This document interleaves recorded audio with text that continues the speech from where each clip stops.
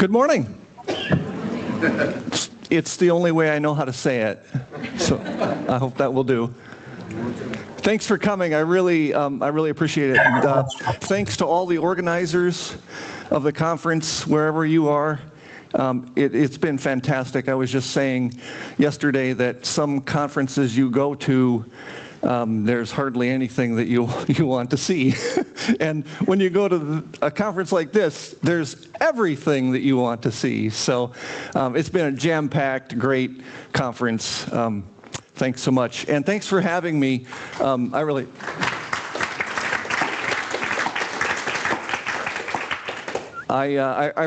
very honored, and I'm very excited to share this with you.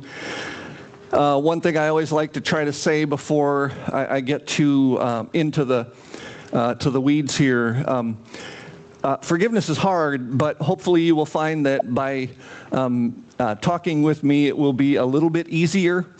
And so I would love to invite conversation around this topic. There's lots of misconception and lots of confusion about forgiveness. So let's get to it. We'll get to the good stuff here right away. Well, the good and the bad. So forgiveness is really a common challenge to our spiritual well-being. And we don't have to look far to see those challenges today. You can look at any news service this morning and you will find examples of lack of forgiveness and its kind of evil opposite, hatred, and the damage that it does is everywhere. And I've started with kind of dramatic, high-level international examples. But the examples of unforgiveness are in our everyday life, and we see it all the time. We see it in schools, we see it in families, we see it in workplaces, we see it in churches, we see it in hospitals, and we live with each other. We're social creatures, and yet we're not perfect. And so we are bound to hurt each other and to be hurt by each other. And the issues that surround forgiveness are significant. They truly do impact our well-being.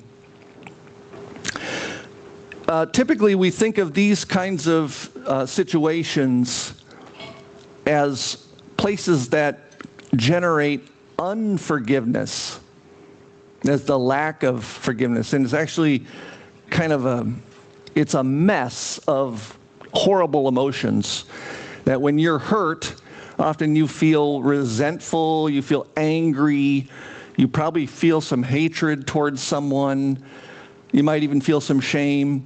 And so the question is often, what do I do with all that? And the answer is often very quickly, well, you make things right. You get back at whoever hurt you. But I'm going to suggest today that a more productive and a more spiritually fulfilling response is forgiveness.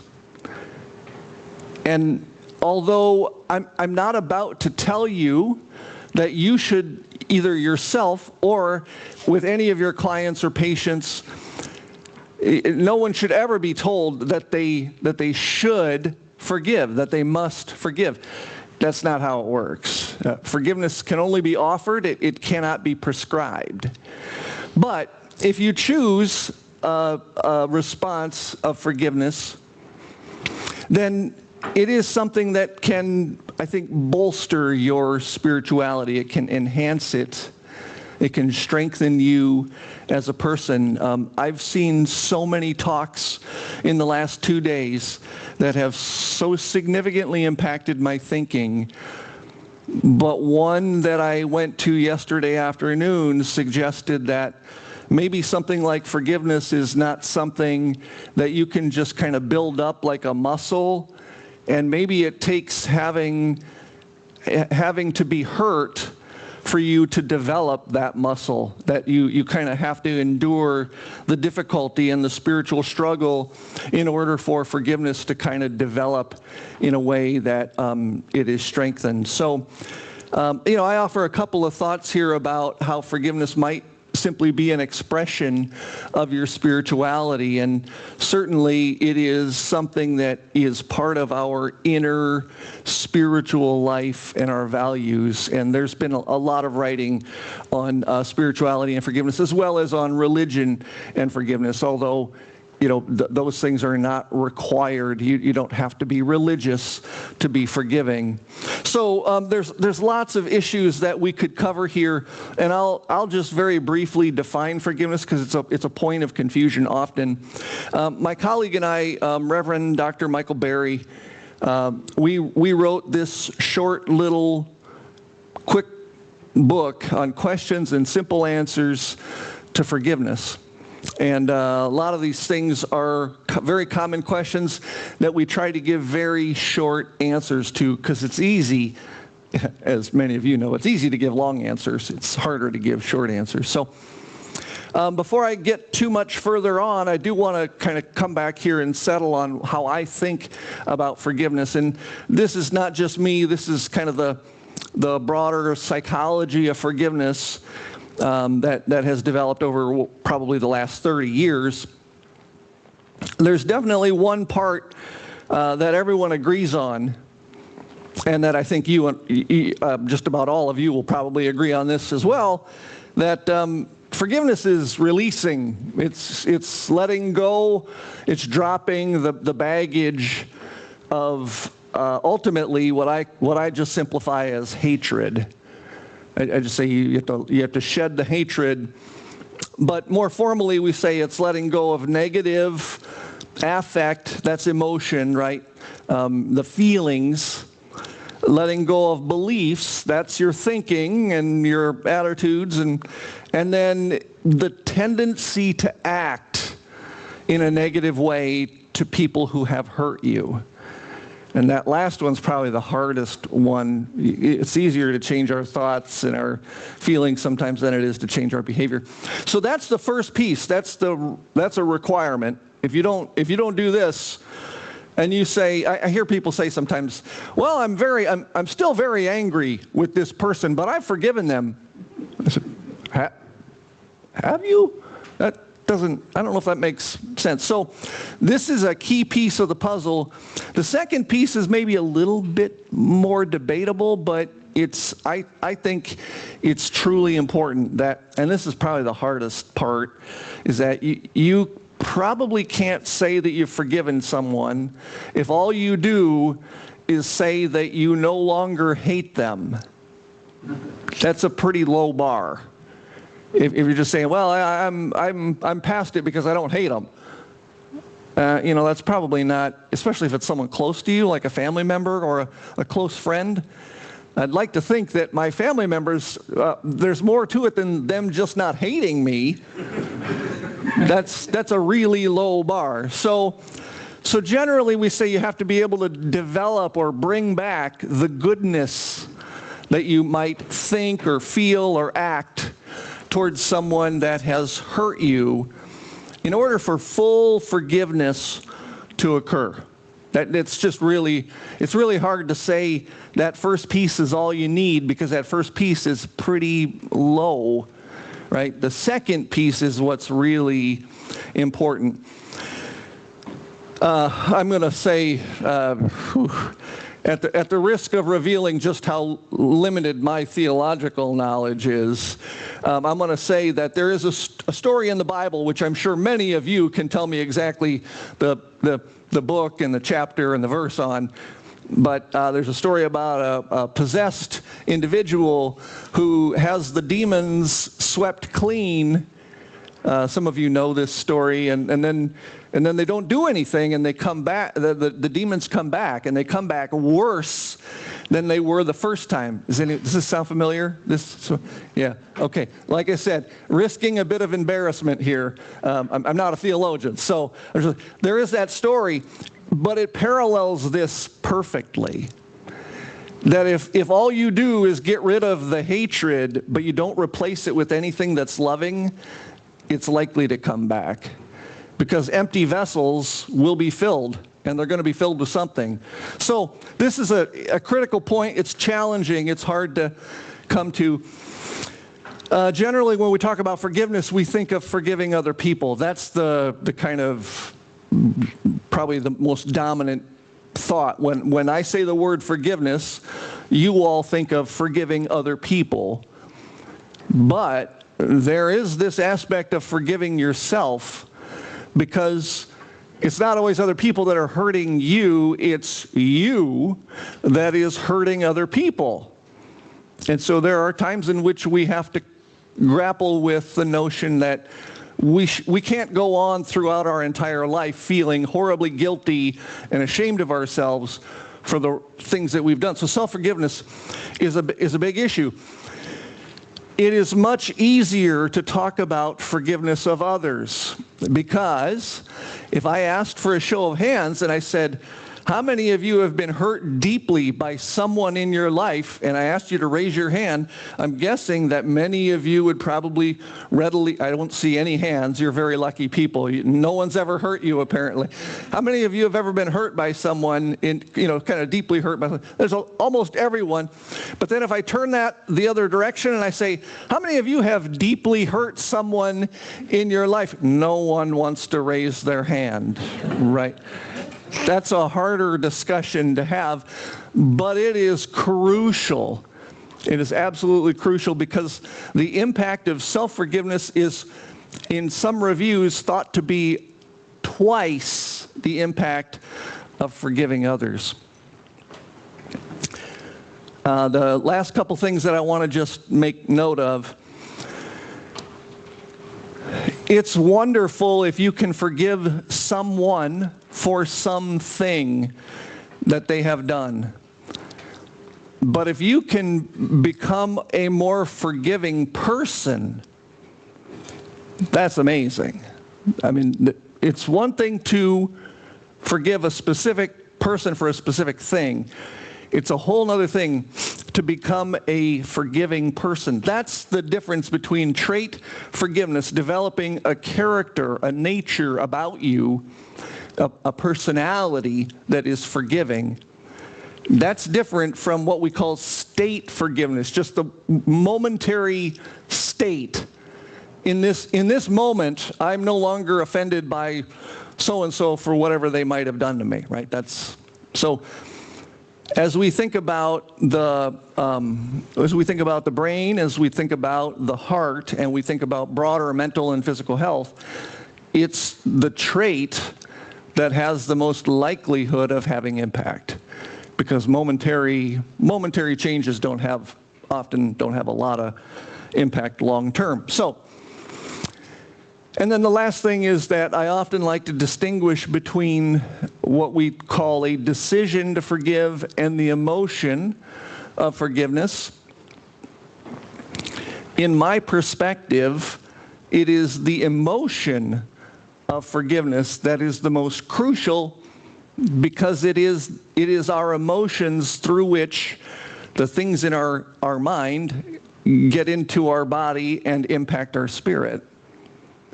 It's the kind of idea of psychoneuroimmunology or any of those other kinds of integrative fields. Most of that acts through emotion. Now, in terms of forgiveness, your success in forgiving requires a decision. I have a colleague that says, if you're thinking about forgiving someone, don't wait until you feel like it. Because you're never going to feel like forgiving someone. That probably ain't going to happen, right? Don't wait to feel like it. You have to make a commitment that this is the thing that you want to do. This is the right thing that you want to do. So there are many other things to talk about regarding what forgiveness is and what forgiveness is not. I was part of a special issue of a journal a couple years ago where that's all we did. We spent the whole journal, the whole issue was just trying to figure out what's the right way to think about forgiveness. And so there's lots more to say. Two other key things that I'll say up front. I am not talking about reconciliation. I'm talking about forgiveness. Forgiveness is within me, and reconciliation is between two people, at least, at minimum, two other people, oftentimes maybe more. But that's a whole nother topic. So I don't want to get confused here thinking that I'm telling you you must forgive someone and then become friends with them again. Sometimes that doesn't work, and that shouldn't happen. I mean, if you forgive someone and you feel safe and you trust the person, sure, you could reestablish that relationship. There's nothing prohibiting that. But they're not the same thing. And then the last thing is forgiveness. Forgiveness is not justice. And oftentimes people think that it's the opposite of justice. It's not. They're two independent dimensions that you can get perfect justice and still remain completely unforgiving. That's possible, and I think that probably happens. We just never talk about it. Right? You get the scales are balanced again. If someone steals money from you and they pay you back with interest, I think the Swiss know something about interest. But if they steal money from you, they pay you back with interest, it's a just outcome. That's justice. The imbalance has been fixed, but you might still feel unforgiving. You still feel hurt. You're still deeply wounded. And just because you get justice doesn't mean that you're going to forgive. Likewise, you might get no justice. There might be, somebody steals money from you and you never get it back. That's just gone, right? They steal $1,000 from you, you never see it again, but you might forgive them. These are not the opposite ends of the same thing, right? These are two independent dimensions that interact with each other in ways that we often don't fully understand. So those are just two other things that we should maybe at some point consider. So I am not a neuroscientist. I did a lot of my graduate training in neuroscience, but I do not do it. I'm not a practicing neuroscientist. So those that are will have to help clarify if I get into trouble here. But what we do know is that there is certainly something that's going on in the brain when you are forgiving. And it is, I think, something, the brain is fascinating, right? So I think it's fun to spend a little bit of time. We did say that the theme here was heart, brain, and spirit, and I've talked a little bit about the spirit side of forgiveness. I want to talk a little bit about the brain, and then we'll get to the implications for the heart. There are many places in the brain that you might think about examining when it comes to something like this, like forgiveness. My understanding, and this is rudimentary, is that like areas back here, wow, that thing really jumps. Areas back here are involved more in like visual processing, occipital lobe stuff. So there's not a whole lot of visual stuff with forgiveness. It doesn't make a lot of sense. And so that doesn't seem to be, this does not seem to be the area that would be of interest. Some kind of memory stuff down here, there might be something going on with forgiveness there. Like motor and sensory areas up here. But up here in the prefrontal cortex, that is where we do a lot of our super sophisticated thinking and planning and things that are really, truly human. And so it's the prefrontal cortex that we're probably most likely to want to look at. And There is one person in this room that will recognize this figure, I am certain of it, and it is Dr. Sebastian Skalski sitting in the back there. Together with Dr. Skalski, we did some research that examines the functioning of this prefrontal cortex. These are these tasks over here. These are tasks that really, they exercise the prefrontal cortex. People better at doing these things, we thought, might be better at forgiving, or at least they would be related. That people that are better developed in their prefrontal cortex tasks, they would show correlations that would be stronger with both kinds of forgiveness, the state and the trait types of forgiveness.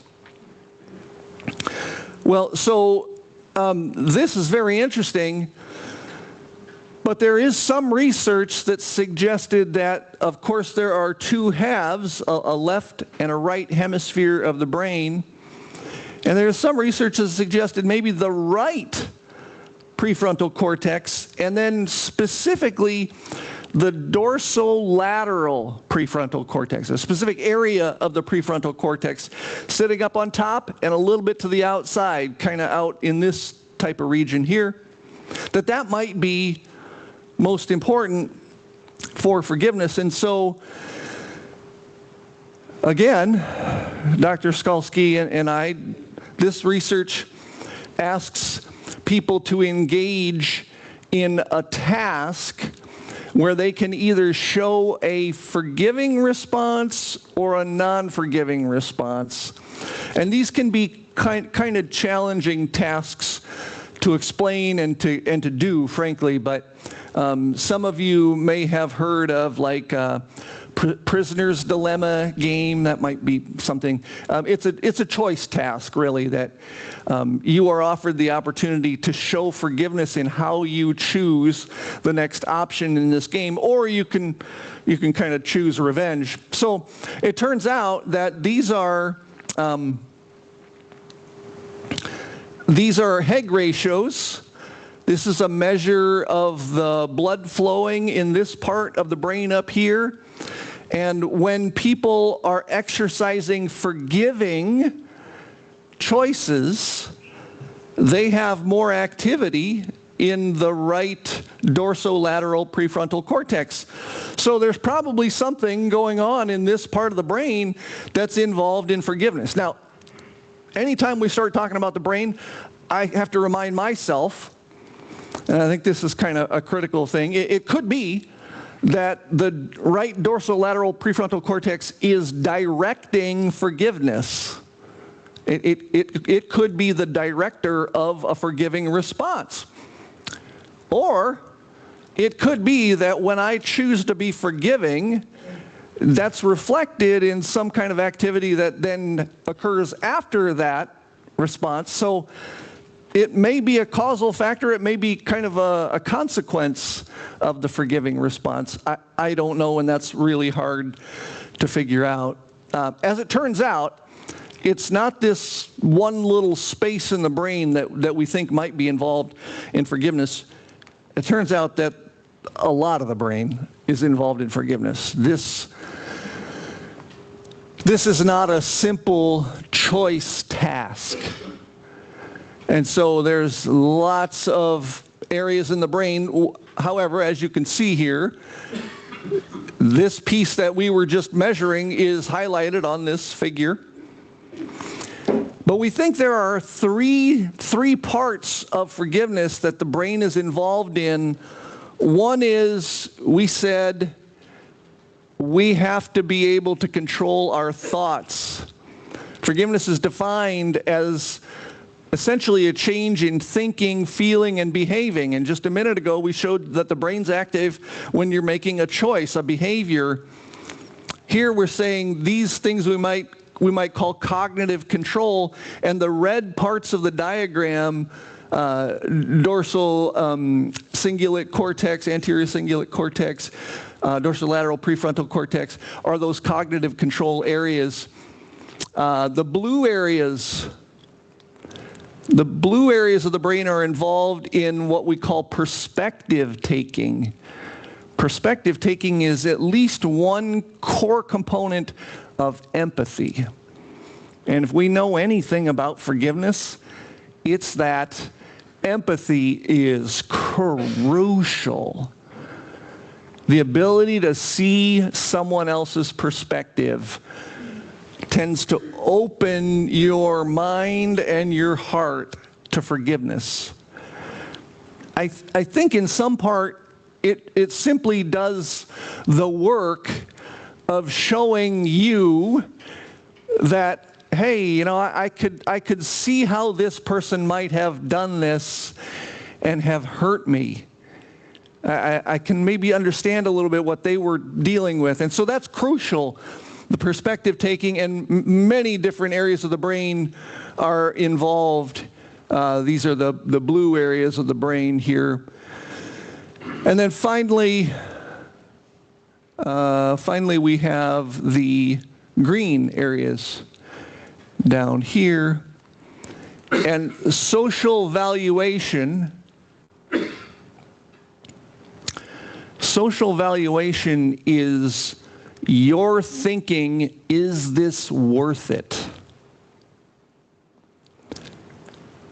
Let's be honest. I mean, some people offend us, and 5 minutes later, you can't even remember what it was, right? It's just like, this isn't worth it. It's not worth the trouble. I'm not going to worry about this. Let's move on. Somebody in traffic or somebody you don't know very well. Other times people hurt us and we think to ourselves, whoa, I got to think carefully about whether I want to, leave this relationship or I want to try to make something of it. I'm just going to be honest here. I got red, I got blue, and I got green. I have no idea what's going on with orange. I think it's I don't know. So probably an integrative sort of thing. If you want to know exactly the different pieces of cognitive control, perspective taking, social valuation, this table explains in greater detail what this all involves. But in the interest of time, and I see it's starting to run short already, I'm going to move on and simply say other studies confirm that these areas of the brain that we've just discussed are crucial in at least in some part in activating the experience of forgiveness. I often think that forgiveness is a really complicated thing. There's lots of mental machinery that's going into our calculations about forgiveness. And ultimately, it does feel like this is a key piece of the puzzle here. That often when we forgive, we're actively holding back. We're restraining ourselves because what we would like to do often is strike back, right? Whether it be in our words or in our thoughts, in our actions. And so ultimately, we end up in this kind of place where we're going about our regular day and the brain's not really doing a whole lot that's different than it would be otherwise. It's kind of directing my heartbeat and my stomach digestion, and it's keeping my eyes open and my attention. Your brains are all working because your attention is very good for this early in the morning. So the brain's doing all its normal things. But what we can do is sometimes we can ask the brain, we can require the brain to kind of turn up its activity in this frontal lobe so that it can turn down some of the activity in other parts of the brain. So this frontal lobe is kind of a director, and instead of letting all the emotions take over, we can, if we're practiced at forgiveness, we can turn down some of those negative emotions. That's ultimately, I guess, what we're saying here. Instead of letting the negative emotions run wild, we try to dial them down here, turn down the intensity. So the brain, of course, exists between our ears. But the question is, how does the processing involved in forgiveness in my brain, how does that leak into the rest of my body? If someone has hurt me, why does that matter for my heart health?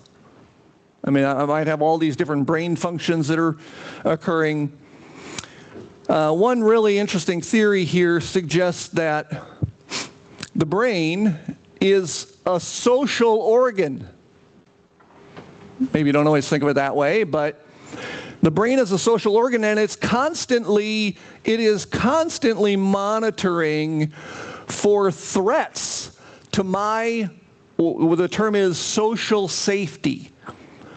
My feeling of security in my social world, and that means all of these different areas over here, my family, my friends, my school, work, church, community, neighborhood, all the way up until the global world.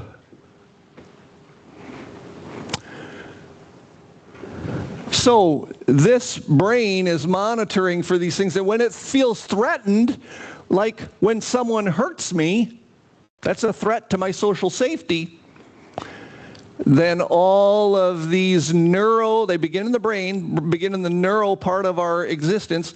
The neurological substrate here direct all of these other actions that impact our sympathetic nervous system, impact our endocrine system, impact all of our functioning.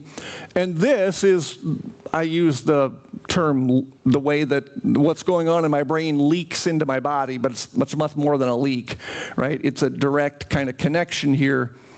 And so this then might ask us, or it asks of us to think about what are the consequences. Well, one of the theories that I subscribe to is that being hurt by others is very stressful. And that stress has a direct connection to my heart. If there is one undeniable consequence of stress, it is poorer heart function. That people will say, oh, my stomach gets upset when I'm stressed. Yeah, the evidence on that's actually kind of equivocal. It's not entirely clear. Sometimes you might get achy muscles when you're stressed. Yeah, that's possible.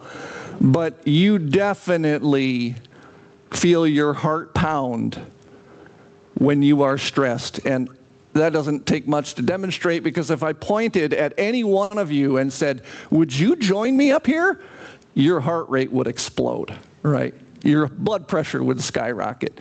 That's just the way we are. So if being hurt by another person, or as well, if you feel like you've hurt someone and you're carrying that burden, that stress has a direct connection to my heart. It's part of heart health. Stress is a really significant issue for us. In the U.S., for a long time, the number one cause of death is heart disease, right? We have a very stressful society. Everybody's stressed. We don't have the cheese and the chocolate, so you can understand why we're stressed. Okay, so what does this mean? Well, these are somewhat complicated, but I can explain them in a hurry here. The top two, heart rate and mean arterial blood pressure, these are across time. We have people that are simply thinking, that's it. They're just imagining that they have been hurt and they're holding a grudge.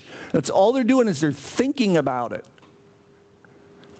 It wouldn't ask them to do anything specific or anything of that nature. And then down here, these people are they're thinking about being empathetic and being forgiving.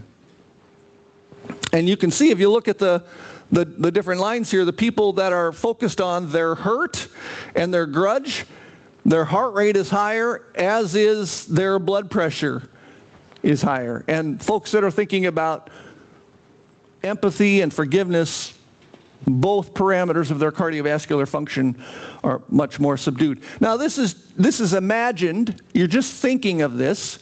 That's one. And number two, it's across a very short period of time. You've got 24 seconds of time here, right? So very short term. However, if you ask people specifically, and these are college students here, if you ask college students to talk about a time that one of their parents betrayed them and hurt them, those college students talking about that, you will see that the people that have the lowest levels of forgiveness right here, they have the highest levels of diastolic blood pressure, and it goes up as they start talking about that betrayal experience. Over here, you see diastolic blood pressure and mean arterial blood pressure again. This is a harassment experiment. You want to be careful about signing up for one of these. Harassment experiments often involve you doing a task and then me as the researcher irritating you. While you're doing the task, you're kind of being insulted by comments like, you're not working very quickly, you're making a lot of mistakes, could you hurry up a little bit, you're working quite slowly. And that's very irritating and stressful. And sure enough, once again, people that have the highest levels of trait forgiveness, they have lower reactivity to that kind of experience. Their hearts are not as bothered by someone who is clearly creating stress for them in their experiment. This study talks about self-forgiveness. This was a self-forgiveness education study that used a short workbook. The workbook is to help you become more self-forgiving. And sure enough, that workbook does just that. Before the workbook is done, there's no difference between the workbook group and the control group. After the workbook is done, the self-forgiveness workbook people show dramatically increased levels of self-forgiveness. Well, you would hope so. They were just working through this workbook in an attempt to become more self-forgiving. But what also happens is, along with this increase in self-forgiveness, is an increase in a healthier response of the heart, which is what we call heart rate variability. And heart rate variability is an indication of a soothed heart, a more relaxed cardiovascular system. And as people begin to learn how to become more self-forgiving, and they are becoming more self-forgiving, the same pattern unfolds for their heart rate variability, along with a whole host of other things. They show improvements in their spirituality. They feel more accepted. These were HIV patients, by the way. They show better mental well-being, better life satisfaction, less depression and anxiety. And I think I'm going to try to close with this last study. In this study, there were 43,000 U.S. adults. All of the prior studies that I've discussed are probably around 100 people. This is a really large sample of U.S. adults that are healthy in the general population. They were asked 2 questions, and they were able to respond in just either a yes or a no. It takes me a long time to forgive, and there are many people that I cannot forgive. People that said yes to both of those things.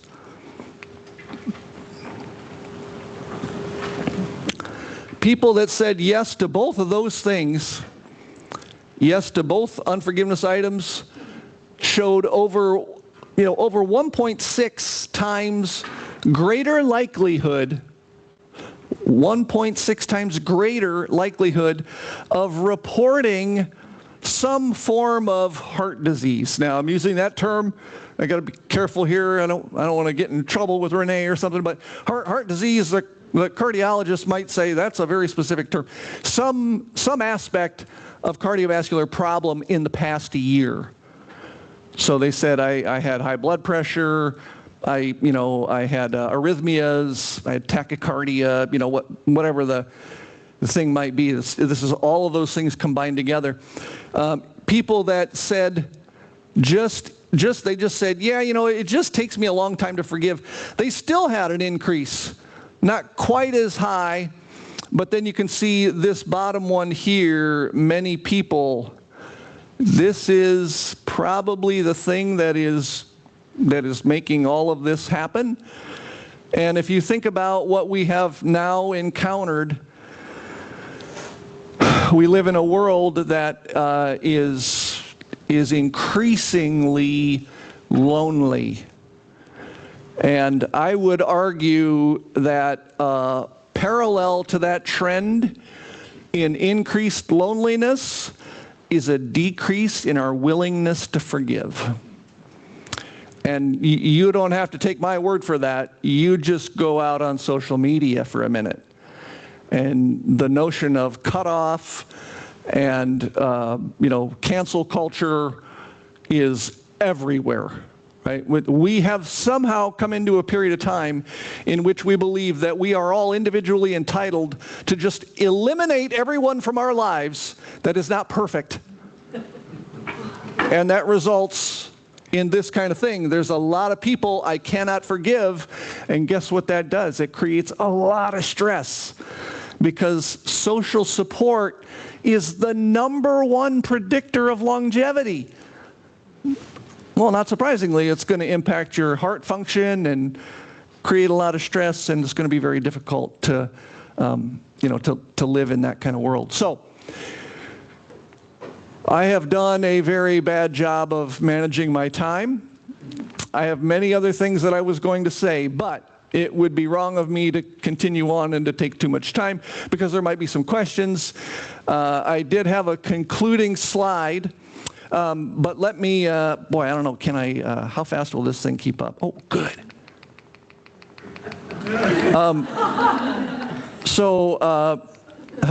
You can ask me anything here. Okay, so this is it. Forgiveness is related to heart health. Absolutely. It probably works through lots of mechanisms that I just skipped over completely. Rumination, social support, stress, all kinds of biopsychosocial and spiritual. It engages neurocognitive systems that have downstream autonomic impact, parasympathetic, hormonal, neuroendocrine. If you would like to know more, there are a number of places where you might find it. Aren't mentioned. This is now getting a little old. We should perhaps think about updating this. But there is a collection here of chapters. This is the premier site that I was involved about 6 years ago in the earliest development of this website. It has continued to develop and grow. Discoverforgiveness.org, funded by the Templeton World Charity Foundation and the John Templeton Foundation, who are gracious in funding lots of forgiveness work.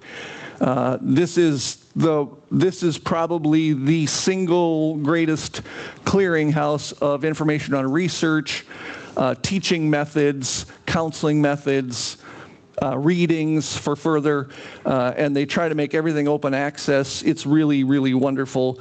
Then there is my small little, I am not the Templeton Foundation, but the Forgiveness Foundation has got some resources as well, forgivenessfoundation.org. And anyone that has further questions for me, this is my beautiful home in Northeast Iowa in the Midwest in the United States. But questions, comments, I love talking about this. So thank you for your attention. You guys have been great.